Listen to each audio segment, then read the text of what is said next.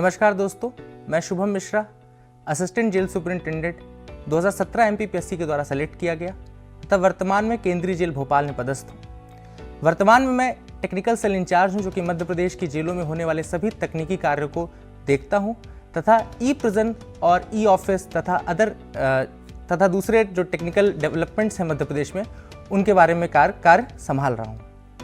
आज के इस लेक्चर में हम जानेंगे ई प्रिजन मैनेजमेंट के बारे में। आप सबको पता है कि ये युग जो है वो डिजिटल युग है और डिजिटल युग में बिना डिजिटाइजेशन के, बिना टेक्नोलॉजी के यूज़ के हम कोई भी कार्य नहीं कर सकते हैं। ऐसे में जेलें यानी कि प्रिजन, जो कि एक समाज का बहुत बड़ा हिस्सा है, वहाँ पे भी टेक्नोलॉजिकल डेवलपमेंट शुरू हो चुके हैं और उन्हीं की फहरिस्त में ई प्रिजन सबसे आगे है। ई प्रिजन के माध्यम से न केवल बंदियों का डेटा हम डिजिटाइज कर रहे हैं, बल्कि अलग अलग पिलर्स के बीच में इस डेटा का आदान प्रदान भी ICJS के माध्यम से किया जा रहा है। तो आज के इस कोर्स में, जो कि training on e prison management है, उसमें हम ये सारी चीज़ें सीखेंगे कि किस तरीके से ई प्रिजन की शुरुआत हुई, किस प्रकार से ई प्रिजन में हम डेटा एंट्री करते हैं, किस किस प्रकार का डेटा हम डिजिटाइज करते हैं तथा इस डेटा को एक्सेस कैसे किया जा सकता है। न केवल ये, बल्कि ICJS के बारे में भी मैं आपको बताऊँगा, जिसके माध्यम से एक पिलर से दूसरे पिलर यानी कि पुलिस से कोर्ट, कोर्ट से जेल, जेल से कोर्ट तथा इसी तरीके से अलग अलग पिलर्स के बीच में हम डेटा कैसे ट्रांसफ़र करते हैं, उसके बारे में भी जानकारी प्रदान करूंगा। स्टार्ट करेंगे अपने इस कोर्स को। उम्मीद ये रहेगी कि आप लोग इसको अच्छे से सीखेंगे। आप इसमें जितने भी आपके सवाल हैं, आपको एक प्रश्नोत्तरी भी दी जाएगी कोर्स के बाद, जिसको आप सॉल्व करेंगे। उसके बाद आपको एक सर्टिफिकेट जनरेट किया जाएगा। तो अच्छे से इसको ध्यान से सुनिएगा और अपने स्टेट में जहाँ पे भी आप कार्यरत हैं वर्तमान में, वहाँ इसको लागू करने की तथा इसमें अच्छे तरीके से डेटा फीड करने की कोशिश करिएगा। तो शुरू करते हैं अपने इस लेक्चर को।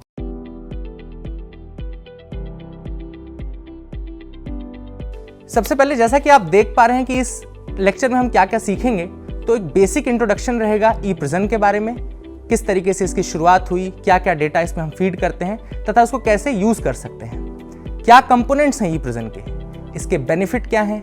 साथ ही साथ एक पोर्टल जो कि NPIP पोर्टल है, उसके बारे में भी जानेंगे। ई प्रिजन में लॉगिन से लेकर के लॉगआउट तक की सारी चीज़ें मैं आपको बताने वाला हूँ। न केवल ये, इसके मॉड्यूल्स जैसे कि prisoner management system, visitor management system, ICJS, ये सारी चीज़ें भी हम एक एक करके देखेंगे।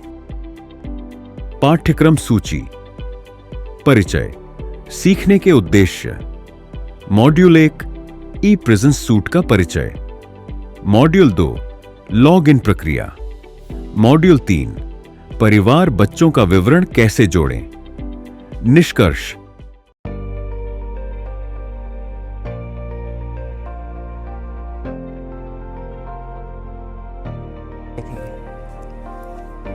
सबसे पहले अगर आपको बताऊं इंट्रोडक्शन ऑफ ई प्रिजन्स, तो ये 2017-18 में केंद्र सरकार द्वारा स्टार्ट किया गया। इसको स्टार्ट करने के पीछे सबसे बड़ी जो इच्छा थी वो थी डिजिटल इंडिया की।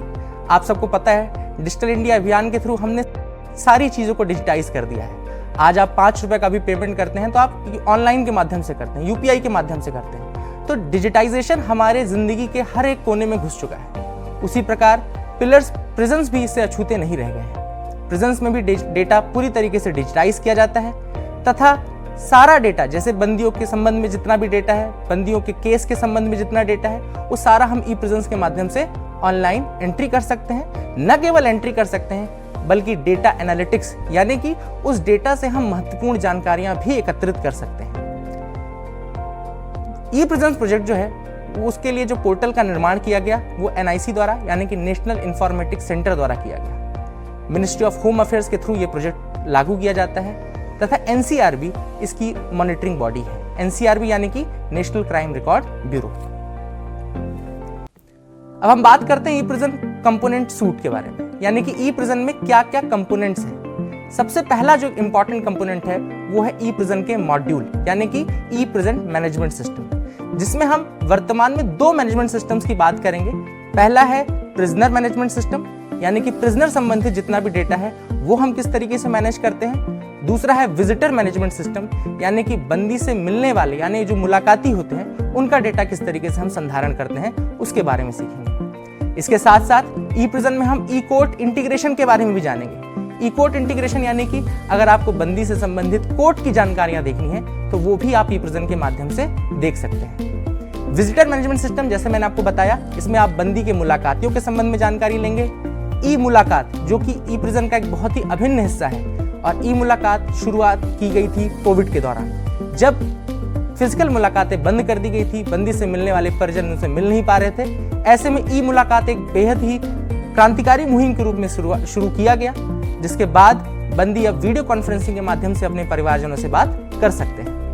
इसके साथ साथ हम प्रिजनर ट्रैकिंग सिस्टम के बारे में भी जानेंगे, यानी कि रियल टाइम आपको प्रिजनर की लोकेशन ट्रैक करनी है कि वो बंदी जेल के अंदर है, जेल के बाहर है, पैरोल पे है, कहाँ है, ये सारी इंफॉर्मेशन आपको ई प्रिजन से मिल सकती है।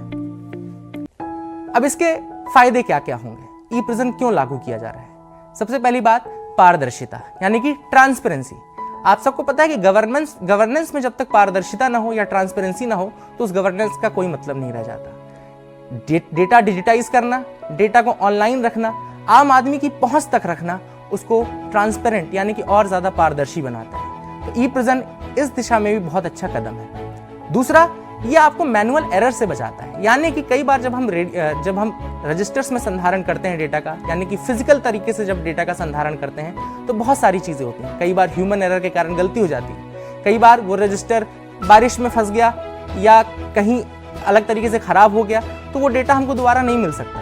ऐसे में डेटा को सुरक्षित रखने के लिए डिजिटाइज करना सबसे महत्वपूर्ण स्टेप है, और उसी स्टेप में ई प्रिजन हमको भागीदारी दे रहा है। इसके बाद न केवल इस डेटा का इस्तेमाल आप प्रिजन के अंदर कर सकते हैं, बल्कि प्रिजन के साथ साथ दूसरे जो पिलर्स हैं, यानी कि पुलिस, कोर्ट्स, फॉरेंसिक, प्रोसिक्यूशन आदि के साथ भी आप इस डेटा का आदान प्रदान कर सकते हैं। इस डेटा से न केवल जेल एडमिनिस्ट्रेशन का जो कार्य है वो कम हुआ है, बल्कि अब जो रिकॉर्ड कीपिंग है, रिकॉर्ड ट्रैकिंग है, बहुत ही आसान बन चुकी है। आज हमको देखना है कि मध्य प्रदेश की जेल में कितने बंदी बंद हैं या फिर राजस्थान में कितने बंदी बंद हैं, तो हम 1 सेकंड में देख सकते हैं। हमको बार बार काउंटिंग करने की आवश्यकता नहीं है। अगर हमने अपना डिजिटल सिस्टम सही रखा है तो बहुत सारी अलग अलग रिपोर्ट्स हम इससे निकाल सकते हैं, जो मैं आगे आपको दिखाने भी वाला हूं। ई प्रिजन की बात करें और एनपीआईपी की बात ना करें, ये ऐसा नहीं हो सकता, क्योंकि एनपीआईपी पोर्टल से ही हम ई प्रिजन के थ्रू पहुंचते हैं। एनपीआईपी का फुल फॉर्म है नेशनल प्रिजन इंफॉर्मेशन पोर्टल। ये पोर्टल बनाया गया केंद्र सरकार द्वारा, जिसमें सभी राज्यों का प्रिजन रिलेटेड डेटा, यानी कि जेलों से संबंधित जो डेटा है वो संधारित किया जाता है। अगर आप एनपीआईपी पोर्टल खोलेंगे तो एज अ आम आदमी भी आपको ये डेटा देखने को मिल सकता है। अगर आप चाहें कि राजस्थान में क्या चल रहा है, कितनी मुलाकातें हो रही हैं, कितने बंदी वहां पे कैद हैं, तो कहीं भी आप बैठे बैठे ये डेटा देख सकते हैं। ई प्रिजन, अगर आपको एनपीआईपी पोर्टल एक्सेस करना है तो आप कर सकते हैं eprisons.nic.in के URL के थ्रू। आप इस URL को अपने गूगल क्रोम या किसी भी ब्राउजर को जो आप यूज करते हैं वहां पे डालिए और आपको वो सीधे एनपीआईपी पोर्टल पर ले जाएगा। फुल फॉर्म दोबारा याद रखिएगा, नेशनल प्रिजन्स इंफॉर्मेशन पोर्टल। इस पोर्टल के माध्यम से भी हम अलग अलग चीजें देखेंगे, जैसे कि क्या रिपोर्टिंग है, क्या डैशबोर्ड है, वो मैं अभी आपको एक प्रैक्टिकल एग्जाम्पल के रूप में दिखाता हूँ। इस मॉड्यूल में हमने क्या सीखा? कैदी का PID, प्रिजन ID, एक यूनिक पहचान संख्या होती है जो उसके भविष्य के सभी रिकॉर्ड्स को जोड़ने में उपयोग होती है। कैदी के प्रवेश से लेकर सजा, कोर्ट, मेडिकल, पुनर्वास और गेट मैनेजमेंट तक हर जानकारी चरणबद्ध तरीके से सिस्टम में दर्ज और अद्यतन की जाती है।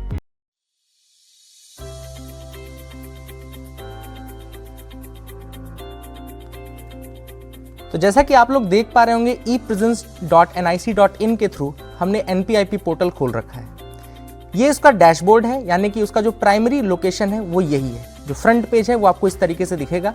ऊपर लिखा है एनपीआईपी यानी कि नेशनल प्रिजन्स इंफॉर्मेशन पोर्टल, और अलग अलग रिपोर्ट, डैशबोर्ड, ग्रीवेंस और बाकी चीज़ें इससे संबंधित यहाँ पे दी हुई हैं। अगर हम सबसे पहले डैशबोर्ड देखना चाहें जिसमें प्रिजन संबंधित डेटा आता है, तो हमको डैशबोर्ड पे क्लिक करना होगा।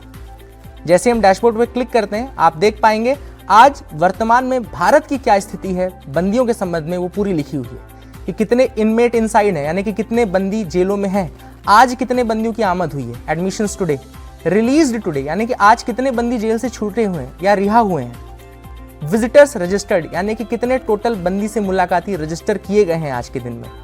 इसके अलावा nation wide current present population, जो टॉप 7 स्टेट्स हैं उनके बारे में भी डेटा है। नेशन वाइड प्रिजन पॉपुलेशन का ट्रेंड, यानी कि बंदी किस तरीके से बढ़ते गए हैं, घटते गए हैं, उसके बारे में भी यहाँ पे दिया गया है। तो इस पोर्टल के माध्यम से ये डैशबोर्ड आप एक्सेस कर सकते हैं और इस डैशबोर्ड में आप अलग अलग जानकारियाँ देख सकते हैं।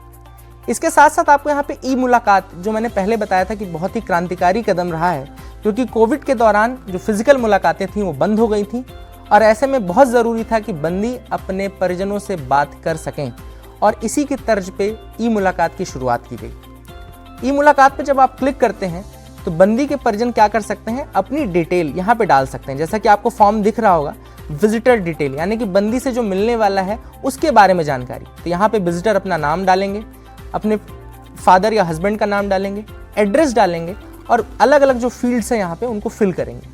इसके बाद किससे मिलना है, आगे आप देख सकते हैं टू मीट, किससे मिलना है, यानी कि कौन से बंदी से मिलना है। तो सबसे पहले आपको यहाँ पे अपनी राज्य को सेलेक्ट करना है, जिस भी राज्य का बंदी है, उस जेल को सेलेक्ट करना है जिस जेल में वो बंदी बंद है, कौन से दिन आप मुलाकात करना चाहते हैं, विजिट की डेट आप सेलेक्ट करेंगे। साथ ही अलग अलग जो इन्फॉर्मेशन यहाँ पे पूछी गई हैं, प्लस जो रेड एस्ट्रिक आपको दिख रहा होगा, ये मैंडेटरी फील्ड्स हैं, इनको भरना आवश्यक रहेगा। आप ये भर करके सबमिट कर देंगे तो ये रिक्वेस्ट चली जाएगी उस जेल में जहाँ पर वो बंदी बंद है और फिर वहाँ पे जब जेल सुपरिंटेंडेंट यानी कि जेल अधीक्षक जब उसको अप्रूवल देंगे तो आप वह मुलाकात कर सकते हैं। इस अप्रूवल की जानकारी आपको ईमेल तथा मोबाइल नंबर पे आपको मैसेज के माध्यम से मिल जाएगी। एनपीआईपी पोर्टल में इसके साथ साथ बहुत और भी चीज़ें हैं जो आप देख सकते हैं, जैसा कि एक रिपोर्ट कॉलम आपको दिख रहा होगा। रिपोर्ट कॉलम में आपको ई मुलाकात के स्टैटिस्टिक्स, यानी कि ई मुलाकात में कितनी मुलाकात हुई है वो दिख जाएगी। पैरोल जंपर्स की जानकारी आपको दिख जाएगी, यानी कि कितने बंदी ऐसे हैं जिन्होंने अपना पैरोल जंप किया है, यानी कि पैरोल से वापस नहीं लौटे हैं। प्लस एब्सकॉन्डर यानी कि भगौड़ों की जानकारी भी आपको मिल जाएगी। इसके साथ साथ ग्रीवेंस, यानी कि अगर आपको कोई ग्रीवेंस है, कोई आपको परेशानी है, कोई दिक्कत है, तो उसके बारे में भी आप कंप्लेंट कर सकते हैं ग्रीवेंस के माध्यम से। तो एक ऐसा पोर्टल जिसपे बहुत सारी जानकारियां हैं तथा बहुत इसका उपयोग भी किया जा रहा है। आप इसका इस्तेमाल कर सकते हैं। अगर आपका कोई परिचित किसी जेल में बंद है तो भी आप इस पोर्टल का इस्तेमाल करके बहुत सारी जानकारी उसके बारे में जान सकते हैं। आपको ऊपर ई पोर्टल ई प्रिजन MIS दिख रहा होगा तथा दूसरा ऑप्शन सिटीजन सर्विस दिख रहा होगा। अगर आप एक आम नागरिक हैं तो आप सिटीजन सर्विस के माध्यम से बंदी के संबंध में जानकारी इकट्ठा कर सकते हैं, लेकिन बंदी आपका परिचित होना चाहिए क्योंकि इसके लिए आपको रजिस्ट्रेशन कराना पड़ता है। मैं एक बार आपको ओपन करके दिखा देता हूं। जैसे ही आप इसको ओपन करेंगे तो आपको दिख रहा है लॉगिन इनटू योर अकाउंट, यानी कि अगर आप रजिस्टर्ड विजिटर हैं किसी बंदी के, अगर आपने उस जेल में रजिस्ट्रेशन करा रखा है तो ही आप इसको उस मोबाइल नंबर से एक्सेस कर सकते हैं। अब हम आएंगे अपने ई प्रिजन पोर्टल पे, जो कि हमारे सब्जेक्ट का मेन मुद्दा भी है और सबसे ज़्यादा ज़रूरी भी है। तो ऊपर आपको ई प्रिजन MIS दिख रहा है। ई प्रिजन MIS पे जब हम क्लिक करते हैं तो यहाँ पे आपको राज्य सेलेक्ट करने के लिए आता है। अब एक बात मैं आपको बता दूं कि मैं आशा करता हूं कि आप सबने ई प्रिजन कभी एक्सेस किया होगा। अगर नहीं किया है तो आप अगर जेल अधिकारी हैं तो आपको इसके बारे में पता करना होगा कि आपकी ID क्या है आपको, क्योंकि इसमें लॉगिन करना पड़ता है, तभी आप इसको देख सकते हैं। तो ये सारी चीज़ें जो मैंने आपको बताई, डैशबोर्ड, डेटा, ई मुलाकात, रिपोर्ट, ग्रीवेंस, ये थी जानकारी एनपीआईपी पोर्टल के बारे में। अब हम आएंगे ई प्रिजन्स पोर्टल पे, जो कि आज के सब्जेक्ट का मेन विषय भी है और काफ़ी ज़रूरी भी है। मैं उम्मीद करूंगा कि आप लोगों को ई प्रिजन के लॉगिन के बारे में डिटेल पता होगी, क्योंकि बिना लॉगिन यानी कि यूज़र आईडी और पासवर्ड के आप इसको एक्सेस नहीं कर सकते। तो जैसा कि आप देख पा रहे होंगे, ई प्रिजन लॉगिन करने के लिए आपको सेलेक्ट करना है अपने स्टेट का नाम। आप इसके लिए गूगल पे जा करके लिख सकते हैं। जैसे मैं मध्य प्रदेश का हूँ, चूँकि तो मैं ई प्रिजन्स मध्य प्रदेश डालूंगा। उसके बाद ये नंबर 1 पे ही आता है ई प्रिजन्स NQ42, इसको आप क्लिक करेंगे तो ये आपको लॉगिन पेज दिख रहा है। ये ई प्रिजन का लॉगिन पेज होता है जहां पर आप अपने यूजर नेम और पासवर्ड को फिल करते हैं। मैं यहां पे अपने राज्य का जो लॉगिन है उसको डाल रहा हूं।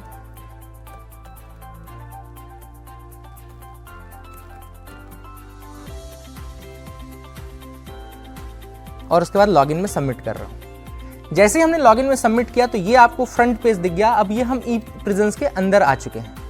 यही वो सारे ऑप्शंस हैं जो आपको वर्तमान में ई प्रिजन में अवेलेबल हैं और आप इन्हीं का इस्तेमाल करके बंदी से संबंधित जानकारी न केवल फीड कर सकते हैं बल्कि उनको अद्यतन भी कर सकते हैं। एक एक करके मैं आपको इनके बारे में बताऊंगा। जो मॉड्यूल्स चल रहे हैं उनके बारे में एक एक करके आपको दिखाऊंगा। स्क्रीन में आप देख पा रहे होंगे वेलकम टू यूजर, और आगे आपको यहाँ पे मॉड्यूल 1 दिख रहा है। मॉड्यूल 1 में यहाँ पे ऊपर आपको दिख रहा है प्रिजनर मैनेजमेंट सिस्टम। तो जैसा मैंने आपको स्टार्ट में बताया था कि हम 2 मेन मॉड्यूल्स के बारे में जानेंगे, एक है प्रिजनर मैनेजमेंट सिस्टम यानी कि बंदी से संबंधित जो डेटा है, और दूसरा है विजिटर मैनेजमेंट सिस्टम यानी कि बंदी के मुलाकातियों से संबंधित जो डेटा है वो सारी हम देखेंगे। सबसे पहले प्रिजनर मैनेजमेंट सिस्टम की अगर हम बात करें तो क्या क्या ऑप्शन हमारे पास अवेलेबल हैं, आप देख सकते हैं। प्रिजनर इंडक्शन यानी कि बंदी जब पहली बार जेल में आता है तो उसके साथ उसकी एंट्री आप किस तरीके से करते हैं। कोर्ट मैनेजमेंट यानी कि बंदी के कोर्ट केस से संबंधित डेटा है उसको आप किस तरीके से अद्यतन करते हैं। सेंटेंस मैनेजमेंट यानी कि बंदी को जो सजा प्राप्त हुई है उसकी जानकारी आप कैसे भरते हैं। गेट मैनेजमेंट यानी बंदी कब बाहर जा रहा है गेट से, कब गेट के अंदर आ रहा है, इसकी जानकारी।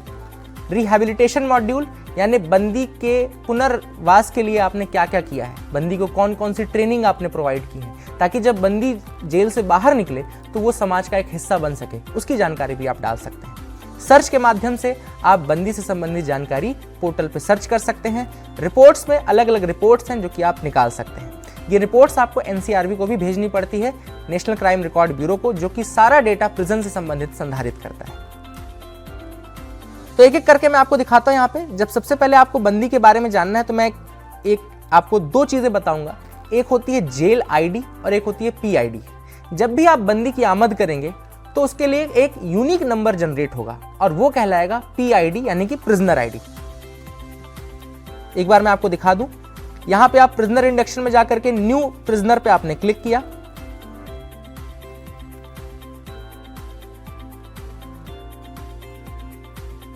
न्यू प्रिजनर पे जब आप गए तो यहां पे देखो सबसे पहले आपको बंदी के बारे में पूछा जा रहा है और उसके नीचे सर्च लिखा हुआ है। अब ये सर्च क्यों आता है?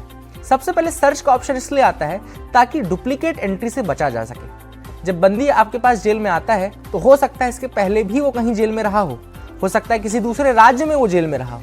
तो जब आप उसको सर्च करेंगे उसकी वारंट की दी हुई जानकारियों के थ्रू, तो सबसे पहले इसमें एंट्री से भी पहले सर्च किया जाता है। क्यों?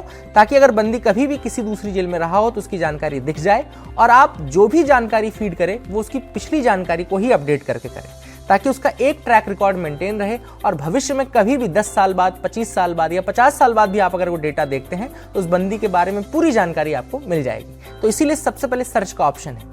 अगर मैं ये मानूं कि सर्च आपने किया उसके बाद आप जानकारी फीड करने जा रहे हैं तो मैं यहाँ पे एक एग्जाम्पल आपको देता हूँ। तो आप जब सर्च करेंगे यहाँ पे, अगर बंदी जेल में नहीं है तो उसका कोई रिकॉर्ड नहीं मिलेगा, अगर बंदी जेल में है तो उसका रिकॉर्ड मिल जाएगा जिसको आप अद्यतन करेंगे। अब अद्यतन करने के लिए मैं आपको दिखा देता हूँ पीपीटी के माध्यम से कि कौन कौन सी फील्ड्स आपको भरनी होती हैं। तो जब आप उसको सेलेक्ट करते हैं बंदी को, तो इस पर प्रिजनर का नाम, उसकी उम्र, उसके फादर का name, mother name, spouse name, age, sex, state, district, court के बारे में क्या क्या जानकारियां हैं, ये सारी चीज़ें आप एक करके उसमें फीड करना शुरू करते हैं। और बंदी से संबंधित न केवल उसकी पर्सनल इन्फॉर्मेशन जो वारंट में है वो सारी, बल्कि उसकी मेडिकल की डिटेल, उसके हाइट, वेट की जानकारी, उसके एजुकेशन की जानकारी, ये सारी डिटेल्स भी आप उसमें फिल करते हैं। एक एक करके मैं आपको दिखाता हूँ कि क्या क्या जानकारियाँ आप भरते हैं। तो जैसा कि आपको स्क्रीन में दिख पा रहा होगा, how to add a new prisoner, इसमें आप न्यू प्रिजनर में जाएंगे, एग्जिस्टिंग प्रिजनर को सर्च करेंगे। अगर आपको एग्जिस्टिंग प्रिजनर नहीं मिलता है तो नए रजिस्ट्रेशन की तरफ जाएंगे और न्यू रजिस्ट्रेशन में आप उसकी जानकारियां भरेंगे। इसके बाद जब एक बार जानकारी भर जाती है तो बहुत सारी चीज़ें हैं जो चेंज होती हैं। जैसे कि जब वो बंदी सबसे पहली बार आपके पास आता है तो एक अंडर ट्रायल प्रिजनर के रूप में आता है, लेकिन ट्रायल के दौरान फिर वो अंडर ट्रायल से कन्विक्ट प्रिजनर में कन्वर्ट होता है।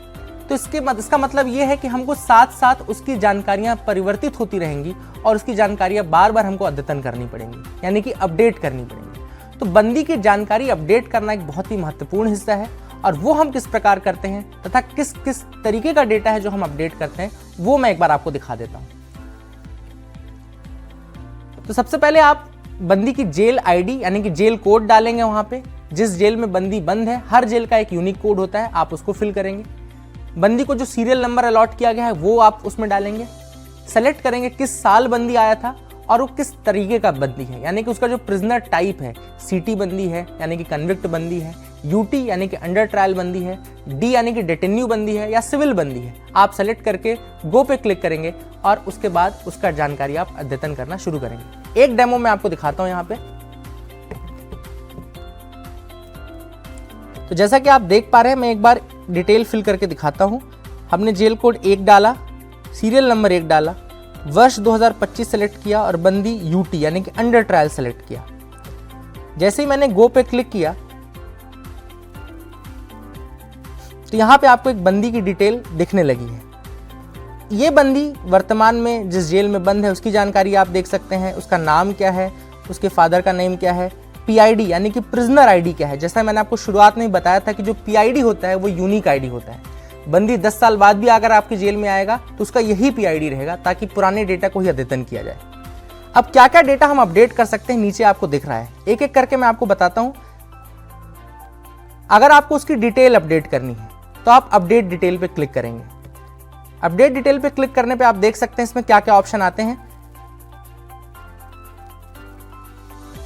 तो वर्तमान में जो बंदी की डिटेल है वो आपको स्क्रीन में दिख रही है। अगर आपको कोई भी डिटेल इनमें से अपग्रेड करनी है, यानी कि या तो आपको प्रिजनर टाइप चेंज करना है, अंडर ट्रायल से उसको कन्विक्ट प्रिजनर बनाना है, या फिर आपको उसका सिक्योरिटी टाइप चेंज करना है, यानी कि अगर वो लो सिक्योरिटी में आया था अब आपको उसको हाई सिक्योरिटी में कन्वर्ट करना है, या फिर आपको उसका टाइप चेंज करना है, कैजुअल ऑफेंडर से हैबिचुअल ऑफेंडर में शिफ्ट करना है, तो सारा डेटा आपको यहीं से अद्यतन करना पड़ेगा। अपडेट डिटेल में जाकर के बंदी की नॉर्मल इंफॉर्मेशन जो उसके वारंट से संबंधित है आप चेंज कर सकते हैं। हमने क्या सीखा? इस मॉड्यूल में हमने सीखा कि ई प्रिजन्स पोर्टल के माध्यम से कैदी की जानकारी की प्रविष्टि, अद्यतन और निगरानी कैसे की जाती है। हमने जाना कि एनपीआईपी पोर्टल पर उपलब्ध डैशबोर्ड से लेकर ई मुलाकात सुविधा, रिपोर्ट्स, शिकायत निवारण प्रणाली और कैदी की पहचान, इतिहास और प्रोफाइल की जानकारी तक सभी डेटा डिजिटल रूप से संग्रहित और ट्रैक किए जा सकते हैं। कैदी का पीआईडी, प्रिजनर आईडी, एक यूनिक पहचान संख्या होती है जो उसके भविष्य के सभी रिकॉर्ड्स को जोड़ने में उपयोग होती है। प्रवेश से लेकर सज्जा, कोर्ट, मेडिकल, पुनर्वास और गेट मैनेजमेंट तक हर जानकारी चरणबद्ध तरीके से सिस्टम में दर्ज और अद्यतन की जाती है। अब आइए बढ़ते हैं अंतिम मॉड्यूल की ओर, जहां हम विजिटर प्रबंधन, आईसीजे एस और प्रोफाइल प्रबंधन की व्यवस्था को समझेंगे।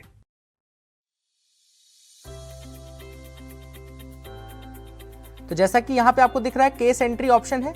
मैंने केस एंट्री ऑप्शन पे जैसे ही क्लिक किया तो यहाँ पे बंदी का डेटा खुल गया और अब आपको अगर कोई नए केस के बारे में जानकारी ऐड करनी है तो ऐड न्यू केस के थ्रू आप इसको कर सकते हैं।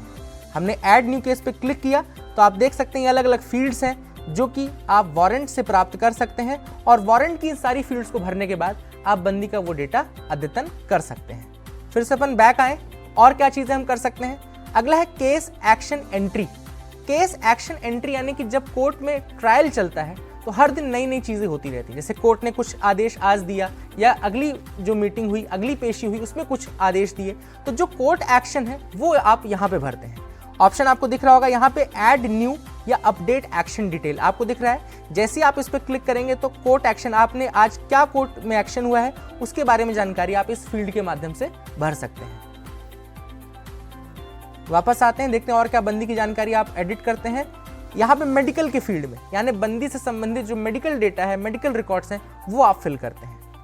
मूवमेंट यानी कि बंदी का मूवमेंट कई प्रकार का हो सकता है। अगर बंदी बीमार है तो हो सकता है जेल से आपने उसको हॉस्पिटल भेजा हो, या फिर बंदी पैरोल में बाहर गया हो, या फिर उसकी रिहाई हो गई हो तो बिल्कुल जेल से छूट के वो बाहर जा सकता है। तो अलग अलग मूवमेंट्स को ट्रैक करने के लिए जेल मूवमेंट ऑप्शन दिया गया है, जिसमें आप बंदी के मूवमेंट डिटेल्स ट्रैक करते हैं। इससे पता चलता है कि वर्तमान में बंदी कहां पर है। विजिटर रजिस्ट्रेशन ऑप्शन को मैं क्लिक करके आपको दिखाऊं तो यहाँ पे आप देख सकते हैं कि जो वर्तमान में हमने बंदी खोल रखा है उसमें कौन कौन एज अ विजिटर, यानी कि इसके मुलाकाती कौन कौन है, कौन कौन से व्यक्ति हैं जो जेल में इससे मुलाकात करने आएंगे, उनके संबंध में जानकारी आप देख सकते हैं। जैसे यहाँ पे जानकारी आपको दिख रही होगी। अगर आपको नए विजिटर के बारे में जानकारी भरनी है तो नीचे ऐड अपडेट विजिटर ऑप्शन से आप वो जानकारी भी भर सकते हैं। अगले ऑप्शन की बात करें तो अगला ऑप्शन है लॉजिंग का मतलब है कि वर्तमान में बंदी जेल के कौन से वार्ड में, कौन से खंड के, कौन सी सेल में वर्तमान में रखा गया है। तो अगर आपको ये जानकारी देखनी है तो as a jail officer, as a prison officer वो जानकारी भी आप देख सकते हैं। न केवल देख सकते हैं, अगर भविष्य में उसकी जानकारी चेंज होती है तो आप यहाँ से उसको अद्यतन भी कर सकते हैं। ये प्रॉपर्टी डिटेल्स वो हैं जो बंदी अपने साथ लेकर के आता है। कई बार जब बंदी आते हैं तो इनके पास जीन्स के पैंट रहते हैं, उस पैंट में कुछ डला हुआ रहेगा, या बंदी की जो ऐसी सामग्रियां हैं जब आमद के वक्त आप उससे इकट्ठा करते हैं, वो सारी डिटेल भी आप यहाँ पर ऐड करते हैं कि बंदी के संबंध में क्या क्या प्रॉपर्टी लेकर के, वो क्या क्या उसकी ऐसी थी जो एज अ प्रॉपर्टी आप मान सकते हैं वो अपने साथ ले आया था, उनकी जानकारी आप फिल करते हैं। फैमिली एंड चिल्ड्रन, यहाँ पे अगर बंदी के साथ कोई बच्चा है, सपोज करो बच्चा 6 साल की उम्र से कम है, मध्य प्रदेश की अगर हम बात करें तो 6 साल से कम उम्र के बच्चों को जेल के अंदर रखा जाता है अपने परिजन के साथ। अगर ऐसा कोई बच्चा है जो उसके साथ आया है तो उसकी जानकारी हम फैमिली एंड चिल्ड्रन में भरते हैं। अगला फील्ड है ट्रेनिंग फील्ड। ट्रेनिंग फील्ड में हम जानकारी भरते हैं कि बंदी को जेल के अंदर आने के बाद कौन कौन सी ट्रेनिंग्स दी गई हैं। हो सकता है उसको लीगल जानकारियां दी गई हो, लीगल ट्रेनिंग दी गई हो सकता है उसको मेडिकल फील्ड में ट्रेनिंग दी गई हो, पैरामेडिक के रूप में, तो वो सारी जानकारी आप यहां पर भर सकते हैं। अगला ऑप्शन पनिशमेंट का आपको दिख रहा होगा, ये जेल पनिशमेंट के बारे में। कई बार बंदी जेल में आने के बाद भी कुछ इस प्रकार की उपद्रवी हरकतें करते हैं कि वो जेल के अनुशासन को भंग करती हैं। ऐसे में अगर कोई जेल अपराध किसी बंदी ने किया है तो उसकी जानकारी आप पनिशमेंट सेक्शन में भरेंगे कि क्या उसने अपराध किया था और उसकी क्या सजा आपने उसको दी है। वर्क डन एंड वेजेस, आप सबको पता होगा कि बंदी जब जेल में आता है तो उसके 2 प्रकार के कार्य होते हैं, यानी कि एक तो स्किल्ड वर्क, दूसरा है अनस्किल्ड वर्क। अलग अलग तरीके के कार्य के लिए अलग अलग वेजेस शासन ने निर्धारित कर रखे हैं। बंदी किस प्रकार का कार्य जेल के अंदर कर रहा है तथा कितनी वेज उसको मिल रही है, उसकी जानकारी आप वर्क एंड वेजेस में भरेंगे। ये ऑप्शन कोरोना टेस्टिंग का जो है, ये कोरोना के टाइम पे ऐड किया गया था, क्योंकि कोरोना में आप सबको पता था कि बहुत ज़्यादा इंपॉर्टेंट था वैक्सीनेशन। तो वैक्सीनेशन का क्या शेड्यूल रहेगा, कब उसने वैक्सीन ली है, दूसरी डोज कब लेना है, इसकी जानकारी आप कोरोना टेस्टिंग वैक्सीनेशन में भर सकते हैं। एंड लास्ट ऑप्शन यहाँ पे आपको दिख रहा है अपील सेक्शन का, यानी कि बंदी के संबंध में क्या अपील उसने हाई कोर्ट में की है कि नहीं की है, उसकी जानकारी भी आप भर सकते हैं। अगर आपने वो जानकारी भरी है तो भविष्य में उस अपील का क्या हुआ, उसका निर्धारण कैसे हुआ, उसकी जानकारी आप यहाँ पे अद्यतन कर सकते हैं। तो ये सारी जानकारियां जो हमने अभी देखी ई प्रिजन के माध्यम से हम उसको अपडेट कर रहे हैं रेगुलरली, और उस जानकारी का हम बहुत अच्छा उपयोग भी कर रहे हैं। जैसा मैंने एक शब्द बोला था, डेटा एनालिटिक्स। डेटा एनालिटिक्स का मतलब होता है कि डेटा के बाद जब आपने इतनी जानकारी इकट्ठी कर ली है उसका आप उपयोग कैसे कर सकते हैं। जैसे एनसीआर भी हमसे हर महीने एक रिपोर्ट लेता है, कितने बंदी हैं, कितने बच्चे हैं, कितने ये हैं। इन सारी जानकारियों से फिर वो निचोड़ निकालते हैं कि किस तरीके से ट्रेंड चेंज हो रहा है, क्राइम का पैटर्न कैसे चेंज हो रहा है, ये सारी जानकारियां बनाई जाती हैं। इसी को हम बोलते हैं डेटा एनालिटिक्स, और जेल प्रशासन भी इसका उपयोग कर सकता है भविष्य में और अच्छी पॉलिसीज बनाने के लिए। साथ ही साथ अभी मैं आपको ई प्रिजन में पहला मॉड्यूल था प्रिजनर मैनेजमेंट सिस्टम का जो हमने देखा, दूसरा मॉड्यूल अब आप दिखाते हैं। जैसा कि आप स्क्रीन में देख पा रहे होंगे, अगर मैं यहां से प्रिजनर मैनेजमेंट को चेंज करूं, यहां पे सेलेक्ट करूं, तो यहां तक हमने बात देखी प्रिजनर मैनेजमेंट सिस्टम की। अब हम दूसरे ऑप्शन पर आते हैं, विजिटर मैनेजमेंट सिस्टम, जो कि एक दूसरा इंपॉर्टेंट मॉड्यूल है। तो जैसा कि आप स्क्रीन में देख पा रहे हैं, अगर हम प्रिजनर मैनेजमेंट सिस्टम की जगह यहाँ पे क्लिक करें तो यहाँ पे आपको विजिटर मैनेजमेंट सिस्टम दिखेगा। अब जब हम विजिटर मैनेजमेंट सिस्टम पे क्लिक करेंगे तो हमको वो सारे ऑप्शंस दिखेंगे जो विजिटर से संबंधित हैं। ये दूसरा अहम मॉड्यूल है ई प्रिजन का। पीछे मैंने आपको दिखाया था कि किस तरीके से मुलाकातियों की जानकारी आप भरते हैं। इस विजिटर मैनेजमेंट में आपने कितनी मुलाकात कराई है किस बंदे की, कब कब कराई है, ई मुलाकात कितनी हुई है, उन सभी के बारे में जानकारी आपको मिल सकती है। एक बार मैं आपको सारे ऑप्शन दिखा देता हूँ। यहाँ पर है विजिट बुक, दूसरा ऑप्शन है विजिटर अप्रूवल, तीसरा विजिटर लिस्ट, एंड चौथा है डेस्कटॉप वीसी मैनेजमेंट। जैसे आप विजिटर बुक पे जब आप क्लिक करेंगे तो यहाँ पे ये जानकारी आएगी कि किस जेल में किस बंदी का कौन विजिटर है, कब मुलाकात उसने की है। तो यहाँ पे आप देख सकते हैं, यहाँ पे जेल नेम आपको सेलेक्ट करना है, जेल नंबर, देन आप उस बंदी का डिटेल डालेंगे, उसके फादर का नाम, स्पाउस नेम, पीआईडी नंबर जो कि यूनिक आइडेंटिफायर है, और उसके बाद सर्च करेंगे तो वो बंदी आपको सर्च करके दे देगा। और फिर उसके बाद आपको विजिट संबंधित जो भी जानकारी उसकी देखनी है वो आप देख सकते हैं विजिटर बुक के माध्यम से। विजिटर अप्रूवल जो ऑप्शन है, मैंने आपको पहले ही बताया था कि जब भी विजिट की रिक्वेस्ट की जाएगी, रेज की जाएगी एनपीआईपी पोर्टल के माध्यम से, तो जेल सुपरिटेंडेंट उसको अप्रूवल देते हैं। तो विजिट्स का अप्रूवल आप यहाँ से दे सकते हैं। डेस्कटॉप वीसी मैनेजमेंट में जो रिक्वेस्ट आई हैं, क्या वो मुलाकात हुई या नहीं हुई, इसका कंप्लीशन आपको डेस्कटॉप वीसी मैनेजमेंट से देना पड़ता है, जिसके थ्रू आप उसको टिक करते हैं कि हाँ ये मुलाकात हो गई है, तो उसको वो सक्सेसफुल मुलाकात के रूप में रिकॉर्ड कर लेता है। तो ये दो अहम पोर्टल के मॉड्यूल्स थे जिनके बारे में हमने जानकारी ली। पहला था आपका प्रिजनर मैनेजमेंट सिस्टम, दूसरा था विजिटर मैनेजमेंट सिस्टम। मैंने आपको अलग अलग जानकारियां दिखाई कि क्या क्या हम अपडेट करते हैं, क्या जानकारी हम भरते हैं बंदी के संबंध में, तथा उनको किस तरीके से हम अद्यतन कर सकते हैं। ये सारा हमने देखा। न केवल बंदी बल्कि उससे होने वाली मुलाकात के बारे में भी जानकारी हम इकट्ठी करते हैं। इसके साथ साथ बंदी का मेडिकल परीक्षण, बंदी के हेल्थ के संबंध में डेटा हम इकट्ठा करते हैं। उसकी ट्रेनिंग, उसके एजुकेशनल बैकग्राउंड के बारे में हम जानकारी इकट्ठा करते हैं। उसके साथ अगर कोई बच्चा है तो उसकी जानकारी भी हम अपलोड करते हैं। तो ये पूरा एक बहुत बड़े विशालकाय डेटाबेस के रूप में इकट्ठी होती है जानकारियाँ, और डेटा एनालिटिक्स के माध्यम से हम अगर चाहें तो उस डेटा का सदुपयोग भी कर सकते हैं। इसके बाद एक ऑप्शन और मैं आपको दिखाना चाहता हूं। जैसा कि आप स्क्रीन पे देखेंगे, आपको यहाँ पे ICJS लिखा हुआ दिख रहा है। ICJS, जैसा कि मैंने आपको पहले बताया था, इंटरऑपरेबल क्रिमिनल जस्टिस सिस्टम होता है। यहाँ पे अलग अलग पिलर्स, यानी कि police pillar, prison pillar, court pillar, prosecution, forensic, ये सारे पिलर जुड़े हुए हैं। अगर आपको बंदी के संबंध में किसी भी पिलर की जानकारी चाहिए तो आप इस पिलर का, इस पोर्टल में इस ऑप्शन का इस्तेमाल कर सकते हैं। जैसा कि मैंने ICJS पे जब क्लिक किया तो आपको दिख रहा है यहाँ पे 4 ऑप्शन अभी मध्य प्रदेश में लागू हैं, जिसमें न्यू एडमिशन, यानी कि अगर आपको बंदी की आमद जो हमने पीछे ई-प्रिजन के माध्यम से देखी थी वो यहाँ पे ICJS के माध्यम से भी हम कर सकते हैं।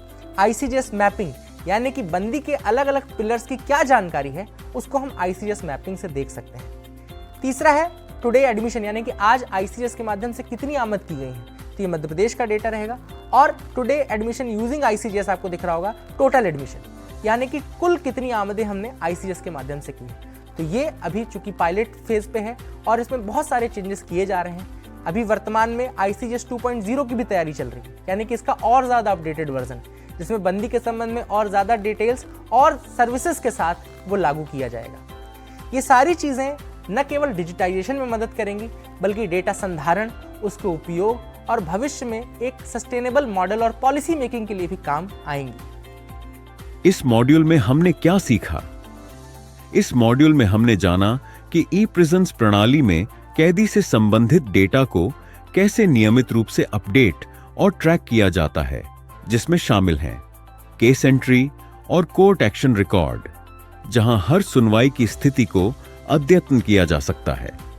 Medical records, movement entry, lodging और प्रॉपर्टी डिटेल्स जैसी जानकारियां डिजिटल रूप से दर्ज की जाती हैं। परिवार, बच्चों और दी गई ट्रेनिंग्स की प्रविष्टि के साथ साथ जेल में किए गए कार्य और मजदूरी की जानकारी भी रिकॉर्ड की जाती है। अब आइए बढ़ते हैं इस पाठ्यक्रम के अंतिम चरण की ओर, जहां हम समापन विचारों को संक्षेप में देखेंगे।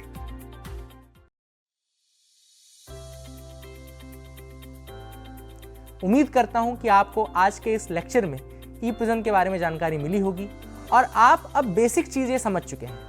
आपसे रिक्वेस्ट यही रहेगी कि लेक्चर में अगर आपने कुछ सीखा है तो उसको आप उपयोग में जरूर लाएं और डेटा का संधारण अच्छे माध्यम से, अच्छे तरीके से अपने प्रिजन में करना शुरू करें। डेटा के साथ सबसे जरूरी चीज ये है कि डेटा की क्वालिटी सही होनी चाहिए। डेटा गलत अगर भरा गया है तो उस डेटा का भी कोई अर्थ नहीं रह जाता। इसलिए एज अ प्रिजन ऑफिसर, अगर आप एक प्रिजन अधिकारी हैं तो आप ये मेक श्योर जरूर करें कि आपका डेटा रेगुलरली भरा जा रहा है, रेगुलरली उसको चेक किया जा रहा है और वो डेटा सही है, क्योंकि सही डेटा ही शासन के काम आ सकता है। सही डेटा से ही सही पॉलिसी बन पाएंगी।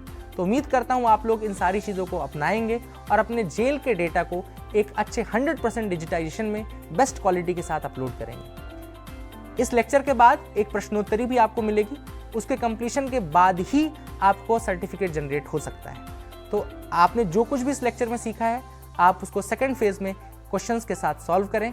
एक बार आपके सारे कंसेप्ट दोबारा से रिफ्रेश हो जाएंगे और आप उसको पास करके अपना सर्टिफिकेट अर्जित कर सकते हैं। आशा करता हूं आपको ये लेक्चर अच्छा लगा होगा। धन्यवाद। इस कोर्स से हमने ये सीखा, ई-प्रिजन्स एक डिजिटल प्लेटफॉर्म है जो जेलों में कैदियों की जानकारी का प्रबंधन करता है। इस प्रणाली से डेटा की सटीकता और पारदर्शिता सुनिश्चित होती है। नियमित और सही डेटा एंट्री प्रशासनिक निर्णयों में मदद करती है। जेल स्टाफ की भूमिका अहम है। उन्हें डेटा अद्यतन और गुणवत्तापूर्ण बनाए रखना होता है। 100% डिजिटलीकरण से जेल व्यवस्था अधिक प्रभावशाली और उत्तरदायी बनती है।